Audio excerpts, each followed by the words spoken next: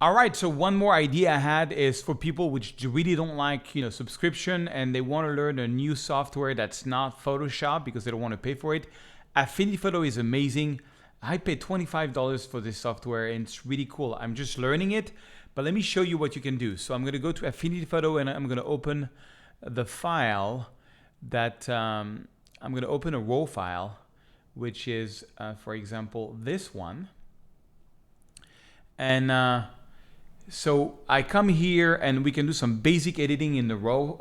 I can do the exposure. So remember, I'm going to use a multiply mode to replace the sky. So I want to blow out the highlights. So I'm going to do my black point, contrast, saturation, vibrance, white balance, shadows and highlights. I'm going to boost my highlights a lot. I want to blow out my highlights. And I also want to go to white balance and I want to make it a lot warmer and a lot more, they have great tutorials on how to use the software. I just want to show you how easy it is to replace sky. So, okay, now I have my basic setup. It's very warm, maybe a little too much. And what I can do now is I can go to,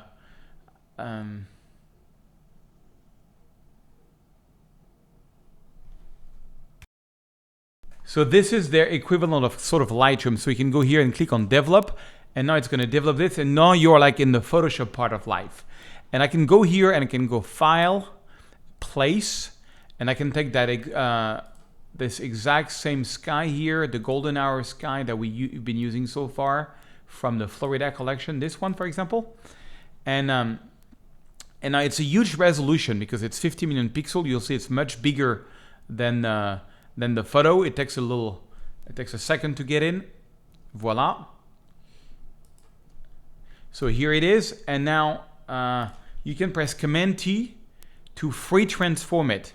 So I'm going to make it smaller here, and then I can move it here. I don't know well how to use the software yet, so I'm just, you see, oh yeah. So you hold on, you have to press the Control key. No. Yeah, you want to make sure that when you move it around, you don't change its shape so much. The general idea that I want is, I'm going to zoom out. I'm zooming out with my middle mouse.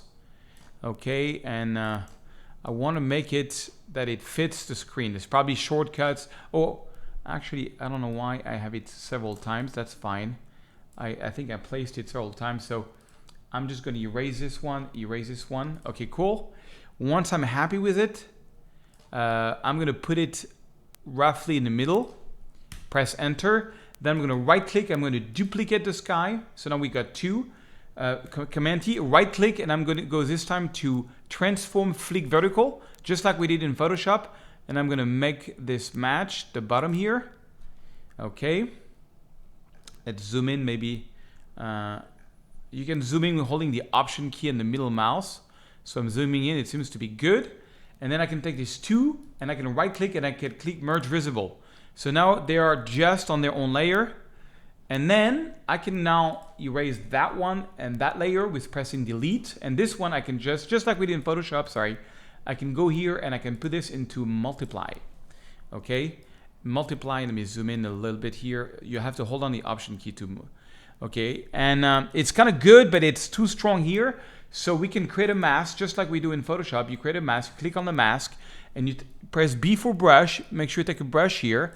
Same thing. So you can use a bracket key to make your brush bigger or smaller, or you can go here and make it bigger or smaller. I like the bracket key. I think it works great. And what you can do is make sure the opacity is really low, like 14%. So the next thing is you have to make sure that black is a foreground color. For this, you have to go to color, and you see black is a foreground color. And just like in Photoshop, X, you can go from white to black. So remember, black conceals, white reveals. So I'm on the mask with a black brush that it's got a very low opacity. I'm going to make my brush a little bit bigger. I just want to take out the effect. It's too colorful here. Voila. And then if it's too much, you can press X and just bring it back where you took it out. And it already looks really cool. It already looks really, really, really cool. All right, and so now I want to make this part a bit darker. So what you can do, you can go here, this little, sort of white and black round, and it's an adjustment layer. Just like in Photoshop, you can take, for example, curve, and you can have a curve, and I can make the whole photo darker, but I only wanted this part to be darker. This way I add a mask. I invert the mask by pressing Command I, so the mask is inverted. So now it's black.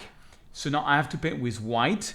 And if I paint with white, it's going to make that curve appear. Remember, white reveals, black conceals. So this layer is a curve that's darkening anything. So if I paint with white, it's going to reveal it. But I want to paint with a very low value and maybe a higher brush. I just want to make the bottom a little darker like this. And voila. And so before the sky replacement, you can see that here, this is like the eyes in Photoshop, before, after. So that's how you would do it in Affinity Photo. Check out their website. They have amazing tutorials. But it's, you can use this guys anywhere in any software, and Affinity Photo is definitely a great option.